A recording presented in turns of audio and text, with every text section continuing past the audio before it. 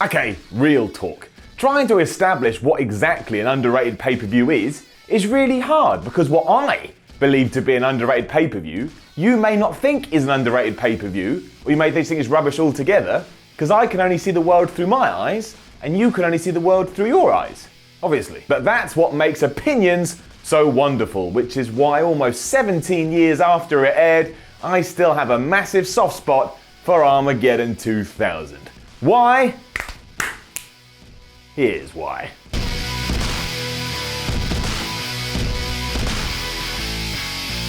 First off, context is king. In the year 2000, the WWE, or the then WWF, was everything to me when I was a kid. I was a year-old boy, and yes, we are bleeping that, because I'm an OAP now, and every pay-per-view felt like a big deal, even if it wasn't meant to feel like a big deal. When that monthly main event rolled around, you got excited, you got pumped, you got ready. Wrestling was so hot back then, even if WCW was dying, so you didn't miss these things. You stayed up and you loved every minute of it, even if when we go back today, you're like, probably shouldn't have loved that, but you did. And that's why it was so much fun, that's why it was beautiful. And yeah, when I did sit back to watch it again today, I could see all the cracks and was like, okay, I've clearly aged, obviously, but I clearly aged mentally in the last 17 years, but it was still fantastic, especially that 6-man Hell in a Cell contest, which hadn't been done before then, as far as I can remember, hasn't been done since. I guess that's where the Elimination Chamber came from in some sense. But back then, we didn't know what that was. We didn't know what an Elimination Chamber was. We would have probably thought it was some weird perverse sexual act.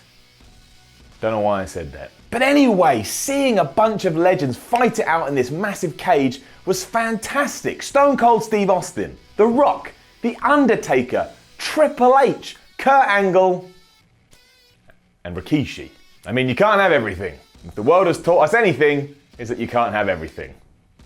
Rikishi. With that said though, at the time Rikishi kinda did feel like a big deal. He'd gotten over by wiggling his ass in front of everybody, and the crowd knew who he was, the crowd reacted, so he didn't feel too out of place here. His subsequent heel turn sucked, we all know and remember that, but he managed to make himself fit in. So it's not like I saw him going against Stone Cold Steve Austin and was like, that's ridiculous. I mean, it was a little bit ridiculous, but at the time, and again, context is king, you just accepted it. A good enough job had been done. It was that sentiment that made it so damn awesome though. You just didn't know who was gonna win because the lineup was so stacked. I mean, Kurt Angle wasn't gonna win. You knew that because he was going in as champ, so there's no way he could defend his title throughout this carnage. There was just no way.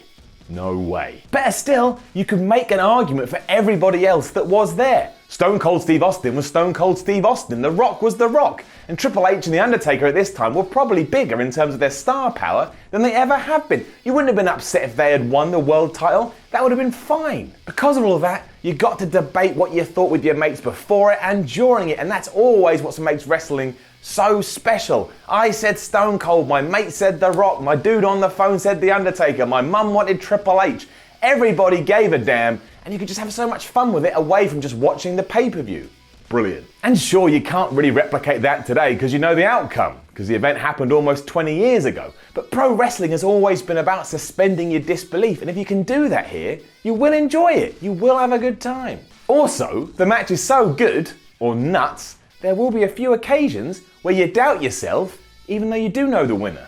That's a good sign. It's like when you watch one of your favourite movies for the umpteenth time, but because you know how it ends, and because you know you don't like the ending, you kind of buy in and hope, well, maybe it changes this time, maybe I get what I actually want, and obviously you don't, you feel like an idiot. But it was the same here. I was desperate for Austin to win, so much so that a few near falls made me think, oh, he's gonna win. And of course he didn't win, because it happened in the year 2000, and it's now 2017. Unless I build myself a time machine, even then I can't do anything, because a time machine doesn't let you go back in time and become Vince McMahon.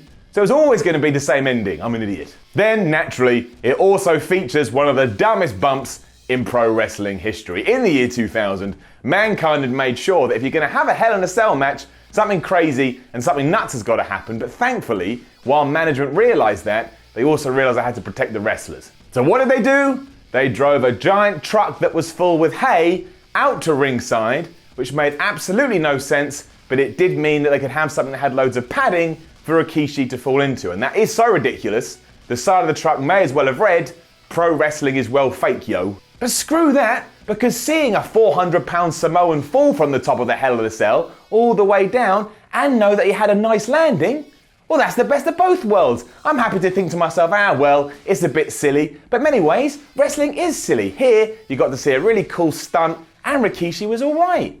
2 thumbs up. I want to see wrestlers get hurt. I want to know they're okay, get to drive to the next town afterwards, have some food, get some sleep, do it again. Returning to my original point after that massive tangent, do you know who did win? Kurt Angle. Somehow, he went in with the title, and despite all the mania, he came out with the title as well. Nobody saw that coming. It was a huge surprise and it helped the Kurt Angle character no end. I mean, he already felt credible by this point, but now he felt even more credible, and you can never make a wrestler feel too credible. It was one of those rare moments where you didn't mind that the title hadn't changed hands. And to be honest, WWE had picked the perfect outcome. When you can say that, something was done right. So well done, WWE from the year 2000.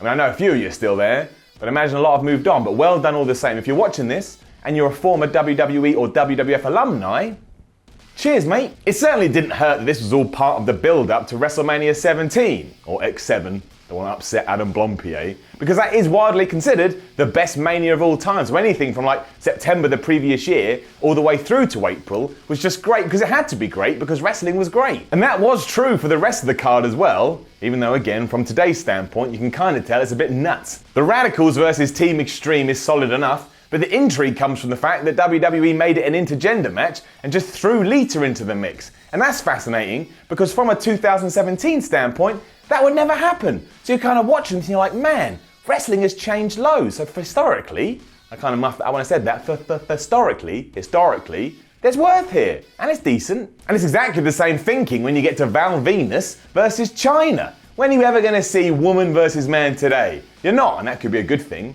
And it could be a bad thing. I'm just saying watching it retroactively is fascinating. It is more of a what on earth than a 5-star classic, but China does prove why she's able to hold her own here, and even though Val Venus is no longer the porn star, and he's put a right to censor, I just get quite a kick out of Val Venus.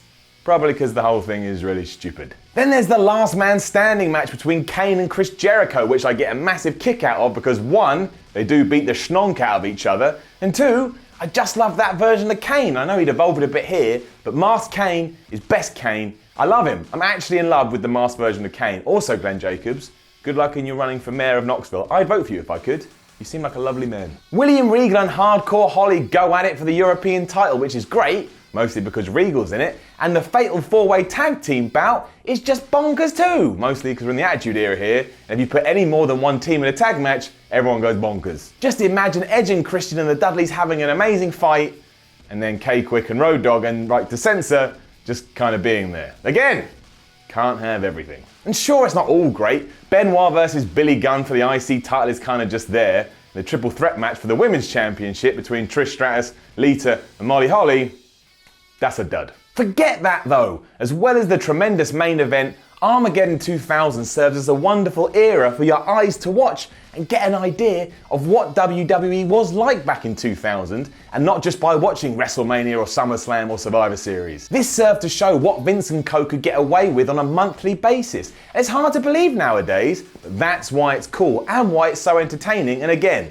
that Hell in a Cell match, I don't care what you say, that is top stinking. Don't know what stinking means, but now it means good. Top good. That don't make sense either. Just watch it. Having to put up with that Right to Censor dirge entrance music multiple times sucks. But you know, mute the thing. That's what the mute button's there for. If something comes at your TV you don't like, mute it. And to be honest, you can kind of wind forward all those bits. Although do watch Val Venus vs. China. That is interesting. Anytime I want to go on a nostalgia trip back to the Attitude Era, I always start with Armageddon 2000. Now you may not love it, can't control that, but know that I certainly do. Now don't forget to leave a comment below and let us know what you think about all of this, and then like, share and subscribe. Follow WhatCulture at WhatCulture WWE. Go to WhatCulture.com, and I'm hanging around too at Simon Miller 316. I am Simon from WhatCulture, and I love, obviously, Armageddon 2000.